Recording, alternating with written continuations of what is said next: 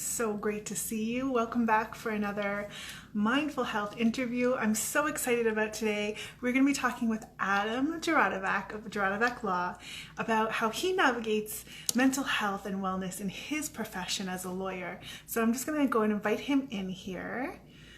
I hope everyone's having an amazing Wednesday. Hey, Adam, there he is. Wave, wave, wave. Hey, Big Mambo, how are you? Hi, everyone coming in. Hello. Okay, so just sent you the invite. And hey, Hey, how's it going? good. How are you, Adam? I'm doing well, doing well. Just enjoying another sunny day in San Jose, California. Oh, trying to rub it in because we got snow today. Oh, really? Oh my goodness. Yeah. It's so good to see you. Thank you so much for taking the time to join us today on Mindful Health. hmm Really appreciate it. No, I'm really excited to be here, and I just want to let everyone know the reason I'm here is because Jenny's taken a lot of time out of her schedule to ping me, remind me, and really to encourage me to share a little bit about my mental health history too. So I'm very thankful for having me here. Thank you so much. Appreciate that. So let's just jump right in. I know, like we've been buds for a while now through TikTok and little chats here and there. hmm And I know one of your earlier professions was in football, and I wonder if you could talk a little bit about that, and then sort of the transition into law and how you came to do what you're doing today. Absolutely. And thanks for bringing that up. I always like getting my football career out early because that was also the first career I retired from. So Mhm. I'm born and raised in the San Francisco Bay Area. I'm just reading some of the comments right here. And Yeah. so I was born and raised in the San Francisco Bay Area, and more specifically in Palo Alto, California. And I was fortunate enough to receive a couple football scholarships after high school. So I accepted a football scholarship to the University of Idaho, which at that point was a D1 program, and I had a great 5 years there. I played football there for 5 years because I redshirted my first year. Because when you take a football scholarship in the States, you're able Mhm. to have 1 year where you don't play any games, and then you're able to play 4 years straight. So I received my bachelor's degree in those first 4 years and was fortunate enough to earn my master's degree in accountancy in that fifth year. And afterwards, I thought I was going to be a lawyer from the day I was born. But Did you really? Yeah. yeah, Yeah. after finishing my master's program and finishing my senior year of football, I received an opportunity to play in Spokane in the Arena Football League. So that's where I went. So instead of taking some jobs in San Francisco, I ended up playing in Spokane. We ended up winning Arena Bowl 23 while I was there too. So Wow. yeah, that was definitely a fun experience and a fun time. That's a highlight of your career for sure. I have a really big championship ring to prove it too. So that's one thing people Very can't take nice. away. Absolutely, very nice. So when you were involved in sports, because I know, especially football, there's this perceived notion that everyone's so just big and tough and not really like talking about feelings and emotions. And I wonder if that ever came into play in the games, or how you navigated mental health sort of in the game and in the sports world as opposed to kind of in the business world. Yeah, that's actually there's a lot of situations that are overlapping when you look at those two worlds too. I know being physically in shape and being mentally in shape are very important when you're trying to perform at high levels. So when I was playing college football, we were playing a $1 million program that was very that supported a lot of other intercollegiate athletics programs, and it also supported its school. So if I didn't perform well, I would hear it from my coaches because they'd be hearing about it from the administrators at the school, and those administrators would be hearing about it from the boosters and the alumni. So I remember when I got thrust into a starting role when I was 19 years old. And when you're 19 years old playing in front of 70,000 people, there's a lot of pressure on you, right? So Absolutely. Yeah. I remember midway through that season, because when something happened to me that was not positive. So, for example, the guy I was supposed to block, I didn't block him. then that would put me in a different mindset, and then I would be thinking about it and dwelling on the previous play when the next one right in front of me is its own independent play, and I'd have to focus on that one. So Right. then, because I was thinking about the past, it screwed up my present, and then before I knew it, the future was already there. So Right. I ended up getting into some, what happens? Apparently, there's a lot of different coaches that can really train your peak performance mentally. So I Hmm. received a sports psychologist from my football program, and that's what really helped me be able to tune into the game and to stay focused, and also gave me a lot of tools to, if I were to fail again, I could just wipe it off my back and then move on to the next play. So I received a lot of those tools as well. So it's mental Yeah. training is definitely well used. Yeah, being mentally fit as well as physically fit. Yeah. Yeah. Yeah, I agree. And, Because another thing, sorry to add on to that is, and I need yeah, to yeah. say this, where if you think about it, your brain is another muscle that you need to work Hmm. out, and one way that people work out that muscle is by speaking to therapists and psychiatrists. And that doesn't mean there's anything wrong with anybody, but you're just working out a muscle to make it stronger.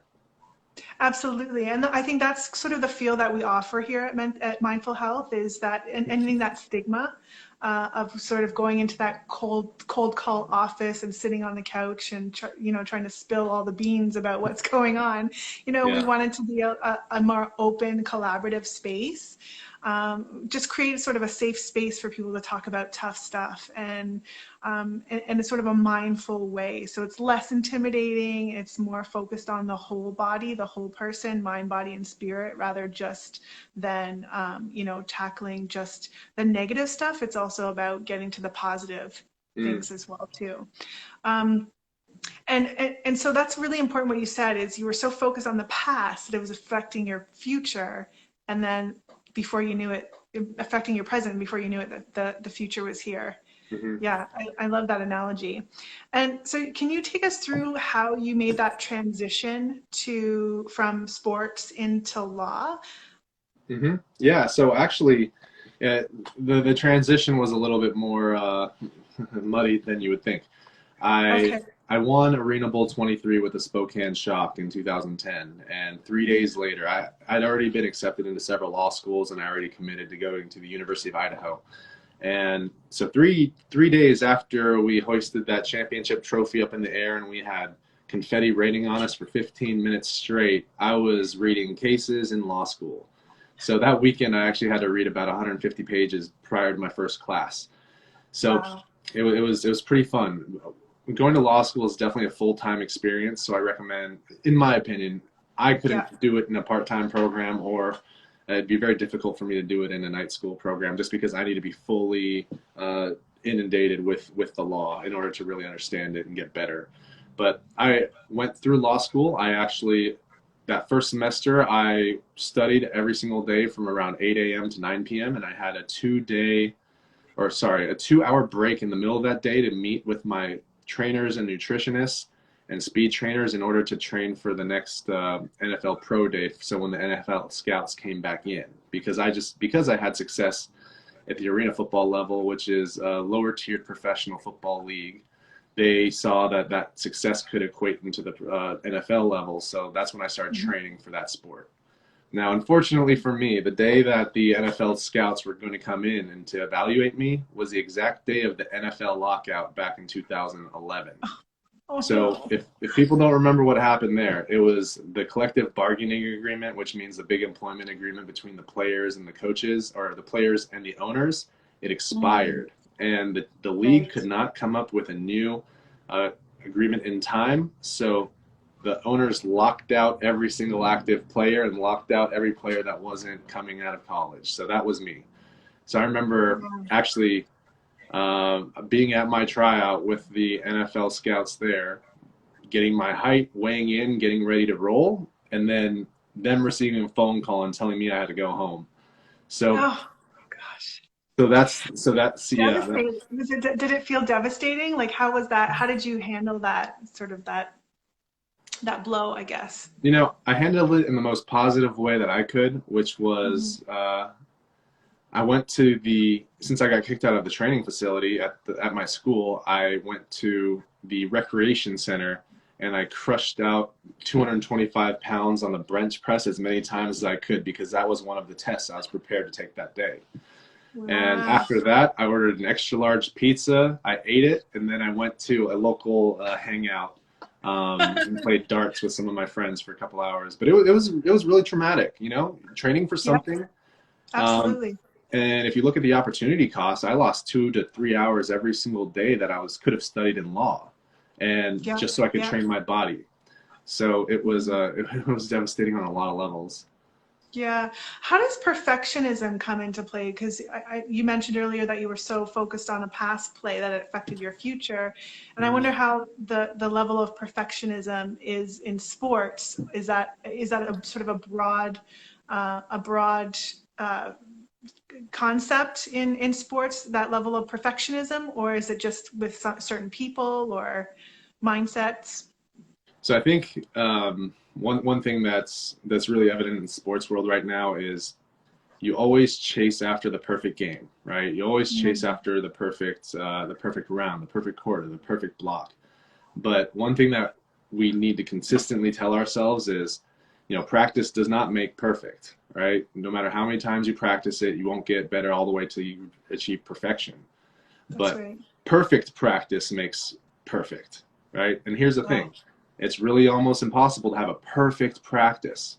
And in Hmm. order to achieve that perfection, you need to get perfect practices day in and day out every single day, and they're all tagged along. But what we end up doing is we train our mind to tell ourselves that if we continue to get a little bit better every single day, regardless Yeah. of where we get better, you know, that those slight percentages, those slight improvements will eventually add up over a period of time, and then that's where you'll see the big changes.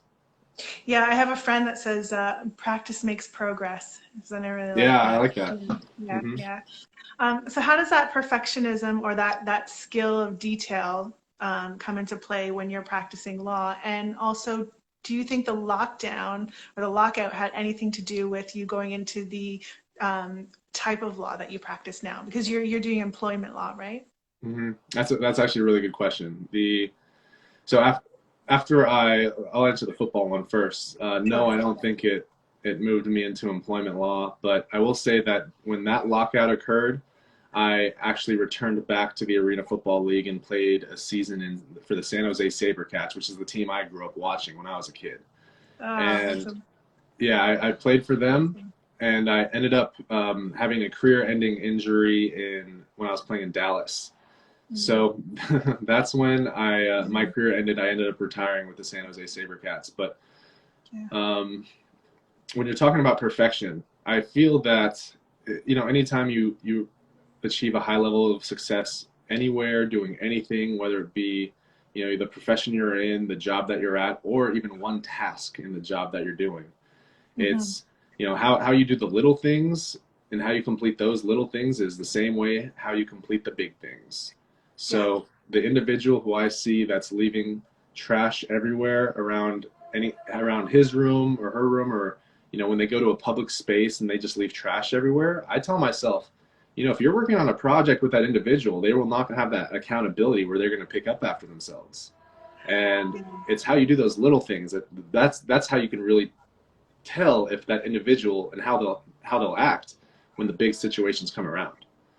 Yeah, So, that detail to care. Yeah. hmm Yeah. and so for Most me definitely. with football, I know just imagine this, going to football practice, and after every day of practice, the following day, you're sitting in a film room with you, the 9 other people who play your position, and your coach, and you're watching the film of the previous day's practice over and over and over and over again. I remember Mm. there was times where I would watch one play and the coach would be rewinding it just to point out the flaws that I had in my you know, attack and my block about 20, Yeah. 30 times.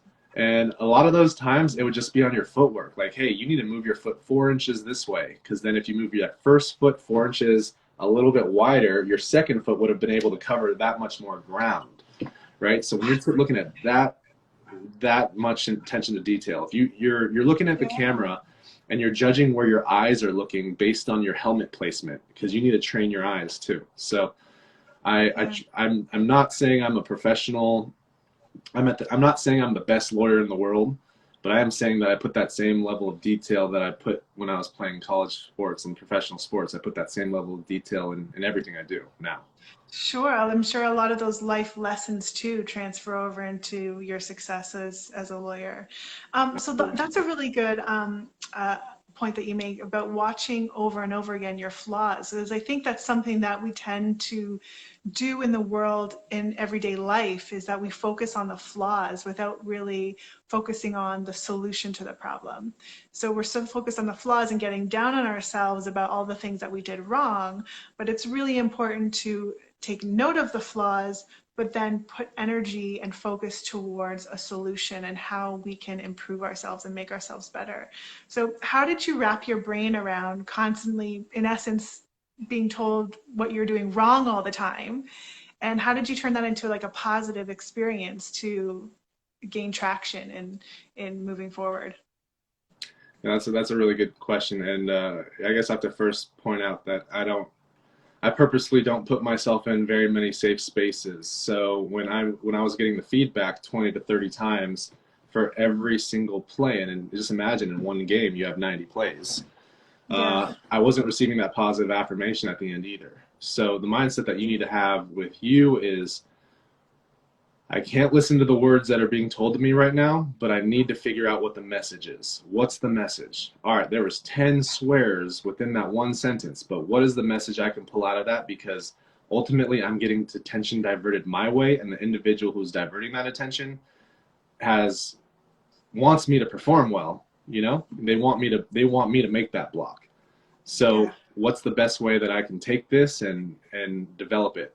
Now, I've seen and talked to different individuals before who've seen in locker rooms that, you know, there's certain people that can't handle the heat.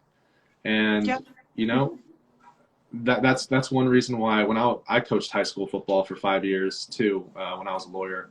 And one Yeah. thing that I told the kids is, you know, I have two goals. One is my goal is to bring you to the edge of the cliff and then push and see what happens.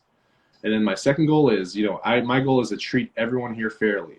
Now, that doesn't mean equally, but that means fairly, because I did not want it's very important when you have that leadership role over a group of kids, Yeah. or in college, a group of adults, to be Yeah. able to, you know, connect with them emotionally, socially, because you don't want them to break. They are on your team, right? So Yeah. one thing that also helped me was the fact that I was also hard on myself. I had high goals and for myself, and I had people around me who told me that it's possible to actually achieve those goals. And that's something that I could really see, because for example, I remember after one game, the coach graded me out, and for every play, there was like 5 or 6 factors that you can get graded on. And I think out of 90 plays, I got a 40%. Now, do I, and then do I dwell on that 40%? Absolutely. That pissed me off. You know, Yeah. I wanted to argue with a lot of those different points. But, you Yeah. know, I knew that wasn't going to help me the next day at practice. I knew that wasn't going to help me the next week. So I better take out the positive message that I wanted from that, leave everything negative behind. Don't even pick up the negativity. Just take out the positivity, because Yeah. the following Saturday, I had another big old dude who was trying to punch me in the mouth. And what was I going to do? Feel bad about my last week, or, you know, fight back? So that's how I dealt Exactly. with that. Yeah. And so, with not having that positive feedback necessarily from your coach or the people that you were working with, did you find that you put more of an emphasis on having the people around you in your family life or home life or social life being more positive? Did you gravitate towards doing that more so in your personal life? Hmm. You know, I don't believe so. I, you know, I've just been blessed with supportive parents and a brother who cares. So I think that, you know, I definitely leaned into them a little bit more, but Yeah. realistically, no one knew about no one knew how bad it was except for the people in that room, right? Right. So the people in that room, we'd talk every once in a while for sure.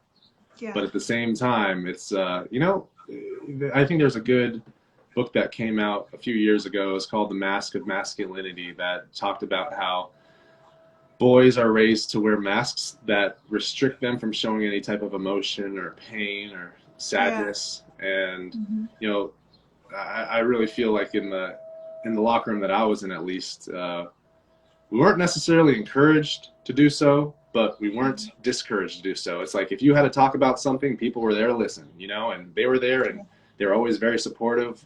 But at the same time, you know, one thing that I try to normalize when I was a football coach is, guys, if anyone's having a rough time, let us know. Let your teammates know. You know, you don't have to be cool. You don't have to be tough, because there's two versions of being tough. There's being tough, and there's being stupid tough. If you're holding things within that are really hurting you because you don't want to share it, that's being stupid tough. You know, you get no points for that one. Yeah, yeah. Everything's point-based. Yeah, exactly. I wondered if you could take us through a little bit about, because mental health has sort of been on this big boom. Mental health is nothing new, but it's sort of had a huge surge in social media and the media and the communities right now. It's something that we're so focused on. And a lot of it comes down to the separation of mental health in adults and separation in mental health in children. And I just did an interview last week with Dante. He's a teacher in the inner city. We're talking about mental health in kids. And I wondered if you noticed a difference between depression, anxiety, and mental health as an adult in the sports or business world as compared to the kids that you were coaching. Was there any difference in how they expressed that to you? You know, I don't really know how to answer that question because I'm not a therapist, but I'll answer the best way I can. And, you know, people have different ways of expressing their feelings and emotions, right? And when you're an adult, you have access to different types of tools that, you know, don't necessarily help remediate the issues, but they can help you feel a little bit better very, very, very temporarily. Did you find the kids were more apt to come to you with like saying, hey, I'm having a rough time, as opposed to like more the adults? Was there more of an open space for kids as there was compared to adults? Well, and now we're adding more factors, and you're talking about open spaces. And I know, you know, similarly how I told you when I was in locker rooms as a player, it was you, 10 other people, and a coach, right? So when I was coaching high school football, I made sure I knew it was me, 10 of these students, and me. And I had them for about 2.5 hours every single day. So I remember we started every single one of our practices with, hey, what's everyone feeling right now? How are you feeling? Is anyone having any rough times? And then the second thing I would ask is, are there any pressing political current events that y'all want to talk about? Because that's a great approach. Yeah. Because, you know, gosh, you know, they had a lawyer coaching them for 3 hours a day, so I was definitely going to help educate them as well, right? And it wasn't only going to be in football. So I wanted to make sure that, you know, I did not give them any of my beliefs, but I at least tried to cultivate an open space where they can talk about theirs. And one really cool thing was in 2000, I believe, 16, when Eric Garner was murdered, a lot of the kids wanted to take a knee after learning that Colin Kaepernick did, and that was a really interesting football season to have those kids. We were able to discuss a lot of the things that occurred, and, you know, ultimately they asked me if it was, you know, I wasn't the final say, right? But the ones who I was in charge of asked me if I would take a knee and if during the national anthem, and if, you know, I supported them taking a knee in the national anthem. And the answer I gave them was, I absolutely support free speech, and I absolutely support y'all taking a knee during the national anthem. And, you know, regardless of what I'm going to do now, I fully support you. If that's what you believe and you're fully educated on the issue, I fully support you. And that's one of the pictures I really enjoy still having, is a picture of about 20 of our players taking a knee and me standing right along beside them. So incredible. It was a cool moment because I knew that they understood what they were doing. I bet. Yeah, it gives me chills. And you also wrote a book around that time, right? You have I did. You know, in a previous life, I worked in the social media world, so I ended up writing a book called Student Athletes and Social Media, which teaches student athletes how to develop the ideal student athlete image online, and by creating what types of content, by sharing what types of content they needed to create. So that book is actually still used at a couple universities right now, and it was pretty heavily amplified by the NCAA when it came out. Oh, that's awesome. That's awesome. So let's switch now to law because you're now a full-time lawyer. So take us through a little bit about what you do, what kind of law you practice, and what your sort of your day-to-day looks like. And you have your own law firm right now. Hmm. Yeah, so I am an employment lawyer in the San Francisco Bay Area at Juratovac Law. My headquarters is based in San Jose, California, right where I retired playing professional football. So I've primarily focused my practice around sexual harassment victims and discrimination victims in the workplace, but I Mhm. also have been dabbling in certain limited cases that are a little bit higher press, Sure. so higher visibility within the communities. Yeah. So it's Now, been a fun time. what are some of the, without going into details of cases, but what are some of the more prevalent things that you're seeing in the business world when it comes to employment law right now? Gosh, you know, you would think that sexual harassment would decrease a lot in the times of COVID-19 and with Zoom and Mm. Slack messaging. But Mm. in fact, I don't believe there is a dramatic decrease in sexual harassment in the workplace. I believe Really? that now people are getting a little bit more aggressive when sending certain types of content, including videos and pictures of themselves. And the good thing about having Slack, Zoom, and texting now is now all of those are documented and recorded. Yeah. So one thing we always make sure to let my clients know is that none of this that happened is your fault, especially after seeing some of these emails, videos, and photos. Um, but so I've been seeing that happening. A lot of people are obviously starting to think about more of their employment situations because they're by themselves more, they're working from home. So a lot of the people I've talked to actually have a really nice quality of life because they cut out 2 hours of commuting in their day and they're able to spend that time doing something different. Yeah, absolutely. So that's a good point about, social media too. How has that changed your business um, and the way you practice law in terms of social media? Because, you can go anywhere now. There's so much, right? Facebook, TikTok, Twitter. How has that changed things for you in a business sense? Yeah, I've always utilized social media when building my law firm's brand, and I always use social media before, before I even had a business. But I would say now it's really nice because you're able to create bits of content that are informational in Hmm. purpose, and Yeah, people are able to share that bit of content with their friends and family and coworkers.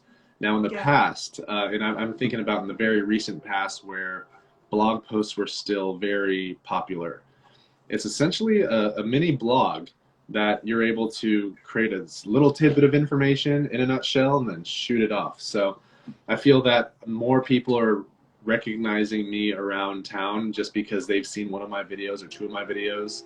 And not from TikTok. They've seen videos because their friend groups are sharing them within their messages, their group texts. And that's something I'm really proud of because, anytime I could share information that I did not have access to when I was going through those situations. yeah. I'm always a big fan of sharing information. I think it should be free. Yeah, absolutely. Absolutely. I love that.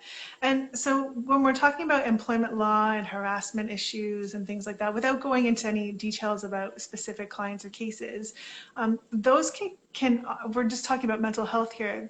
Those experiences can be quite overwhelming and quite traumatic in some instances. And I'm wondering how like the mental health comes into play with how you navigate a case and the quality of care that you share with a client. That I guess you must approach it from a different angle when there's that sort of mental health and trauma piece involved, or do you? Yeah, you know, every client's different, every case is different, and people's pre-existing trauma is also different. Yeah. So one thing that you need to be very good at if you're an attorney is you have to be a really good communicator, and Mhm. part of that communication is, you know, I remember one lawyer told me this one time is, I was like, where do you meet the client? Like I was asking him, do you need to just show great feats of strength anytime you talk? And he had one good answer. He's like, you meet the client exactly where they are, and then you both start moving side by side together. So that's the approach I take.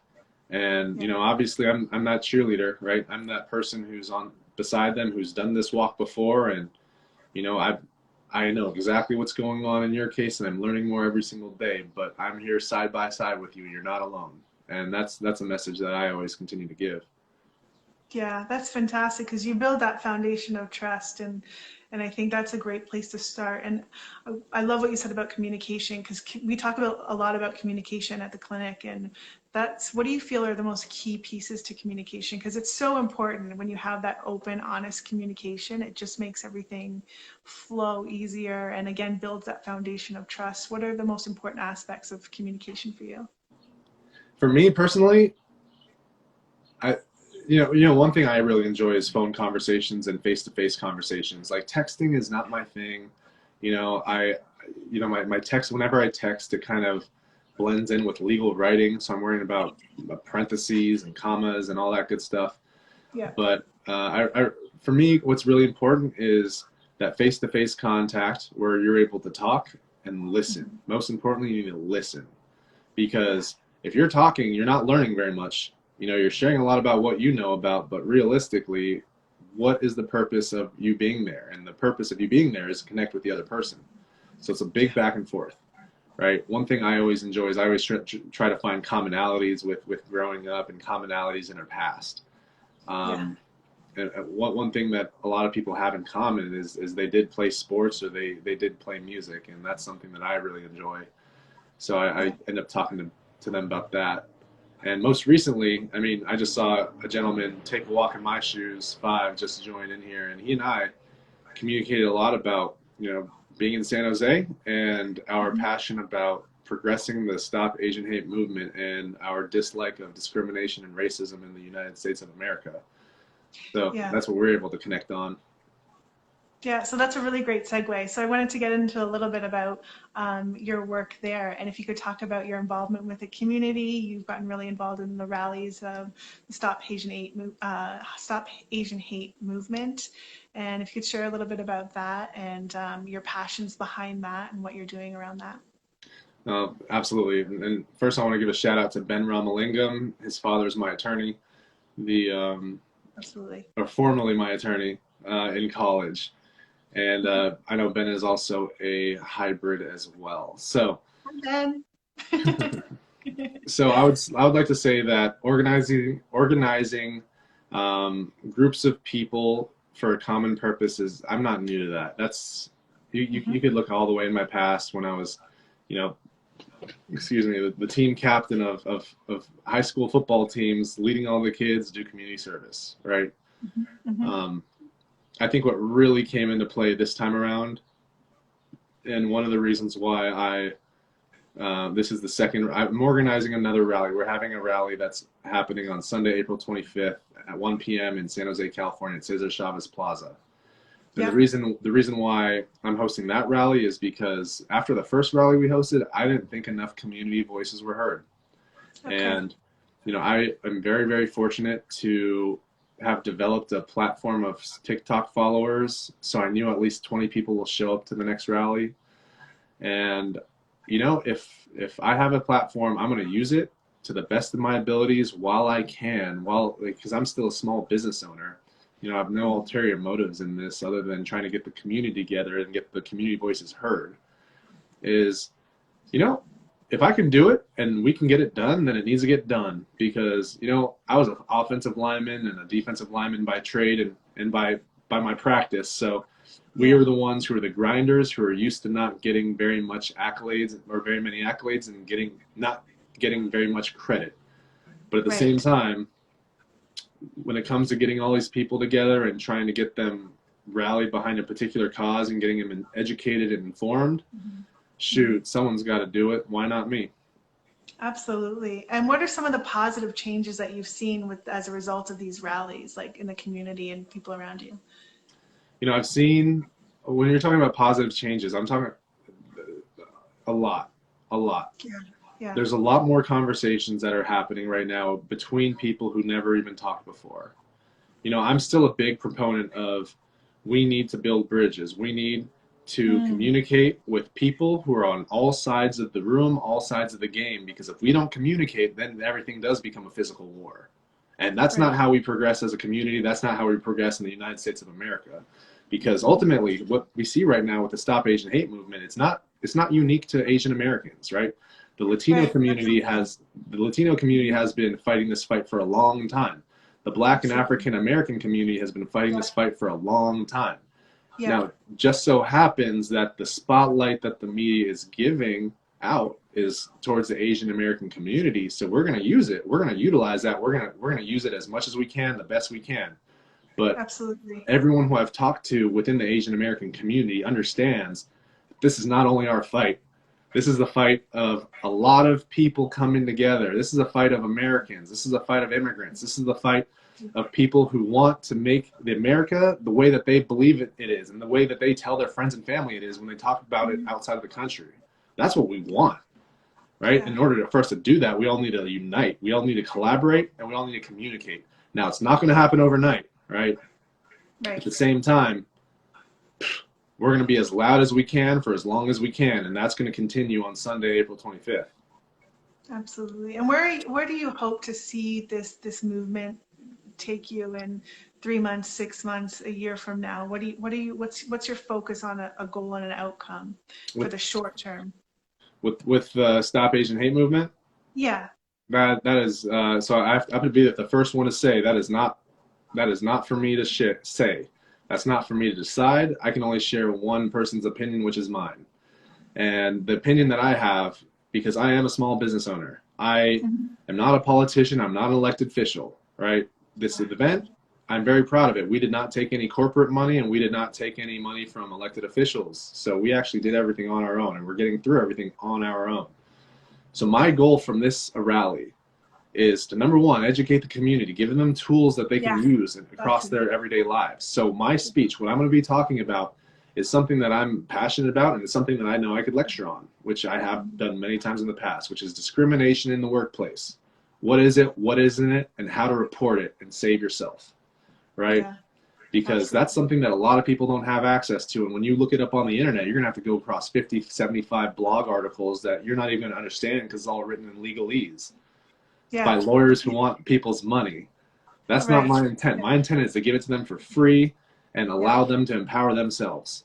I know one of the deliverables that I hope to have from this rally is voter registration. Okay. Yeah, right now, Santa Clara County, I believe that 38% of eligible voters in Santa Clara County, which is the county I live in, the county that Facebook, Google, Instagram is headquartered in, Apple. This is the heart of the Silicon Valley. 38% of eligible voters are Asian American. Yet, I don't believe it's the first generation Asian Americans who aren't voting. I believe it's the second generation of Asian Americans, because we don't come out in full force like we need to. And you can see that because we are underrepresented at all levels. We're underrepresented at the county board of supervisors level. There's one Asian American male who just received that position, Otto Lee. And one thing that I really want to promote at this next rally: register to vote. Register your friends, your family, your relatives to vote. I don't care who you vote for. I don't care what you vote for. Just vote, because that's the way that us Americans have the ability to fight and to voice our concerns with what's going on, even if we're uninformed. That's what there's a lot of people who are uninformed right now who are still voting. Yeah. Why not us?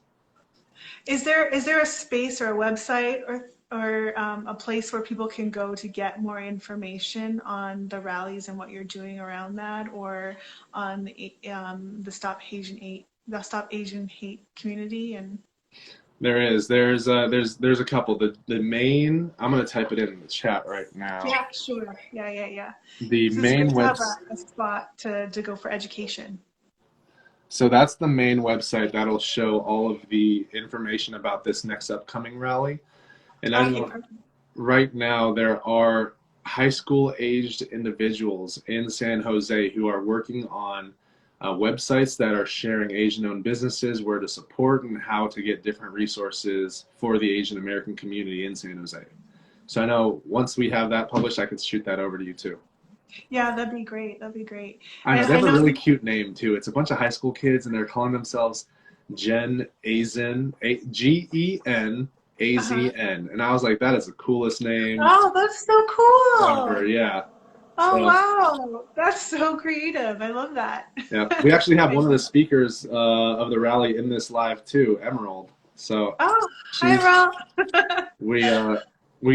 I'm really excited about the next speaker list. I believe there are 4 groups that organized rallies that are on the speakers list. So we have a lot of the movers and shakers at the next one. That's amazing. And I really love that youth are coming together to be a part of this too. I'm always excited when youth are passionate about things, whether it be, Yes. you know, a cause or about business or about something they love doing. I always love, you know, you start building your foundation of mindset and career and interest and passion when you're young, and it just helps you as an adult. So I love when the youth get involved. That's awesome. Yeah. So let's switch now to a little bit of fun stuff, and I want to know how you personally, Adam J, handle your own mental health. What are some things that you do for yourself to take care of your own mental health? And do you have, you know, a certain regime or practice that you do? How do you navigate your own mental health? You know, that's a great question. And, you know, I will say I haven't been doing a great job lately because everyone needs to also remember there are lulls in your life, and there are times where things need to ramp up, where you need to purposefully take control of your wealth and well-being, and you need to purposefully go to bed early and try to get as much sleep as you can. So I can tell you the things that I do that I take care of myself, where I really know I'm taking that time for me, is I work out. I love my workout times because I'm kind of disconnected from my phone, because I'm more focused on punishing my body and destroying it and lifting as many weights as I can than I am about what email I have to send out next. Another thing that I do that really helps me unwind is I love cooking, right? That's one of the hobbies I took from my mom. And so when I'm either smoking or grilling meat, or even just chopping up vegetables and watching a YouTube video to make them perfectly aligned, that's how I decompress. Yeah. Absolutely. I love seeing your mom in your videos. Like you're hearing you talk about your mom in your videos. Yeah. She brings you lunch, which is like the sweetest thing ever. I know. And I'm 100% blessed, and I want her to be my mom. I'm gonna tell her you said that. She is the sweetest ever. Yeah. I love your last video. You're like, she bought me a half a loaf of bread, and I was like, this is a whatever sandwich. She's like, correction, she told me it's a salami sandwich. I was like, she got me 2 sandwiches. It's like, no, it's a salami sandwich. You only got 2 of them because you're a big guy. That was so funny. No, I love that woman. I feel like one of the only reasons why I'm an attorney is because of her and the support that she's given me throughout my life. And, you know, when you have someone positive in your life telling you every single day that you're going to be a lawyer, you start believing it. And then at a certain point, that's your destiny, right? If that's what you want to do, right? Fortunately for me, I wanted to do it. So. Yeah. So do you tell yourself those things too? Do you have those affirmations that you tell yourself as well? I believe positive self-talk is very important, especially when you work in any type of high stress environment, or even if you're just waking up in the morning and starting your day. You know, looking in the mirror, and like you said, positive self-affirmations. I call it positive self-talk.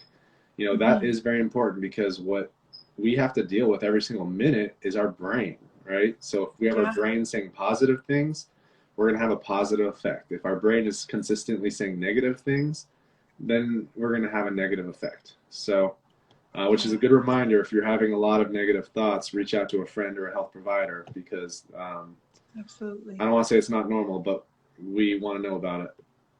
Absolutely, absolutely. I know we are both Disney fans. Yeah, right.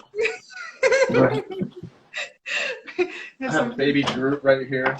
Yes. You know, just one of these guys. Oh, baby Groot. Yeah, baby Groot's over here. I know that Disney parks kind of got shut down this Yes. year. That would be traumatic for me. How is it for you? You know, I had a Disney annual pass. So I'm an annual pass holder up until COVID-19. So I'm trying to plan at least one trip down there because you know Yeah. what? I want a corn dog from the Little Red Wagon, and I want to ride the Incredicoaster. You know, all this good stuff. You know, I want a turkey leg, right? You So want you want a turkey leg? so I can't That's, wait to go back. I think I might be going back in like July or August time frame. So oh, nice, nice, nice. But we still have to plan your trip down here to hang out with me and Megs. Some yes. drinks and some cigars. You're into the cigars. Yeah, I can. Well, apparently you don't need to sneak Cubans in over there. So Yeah. I think Meg has all the good ones. And Yeah, then she does. no, I can't wait. There's definitely a lot of people who I became friends with over COVID-19, Yeah, absolutely.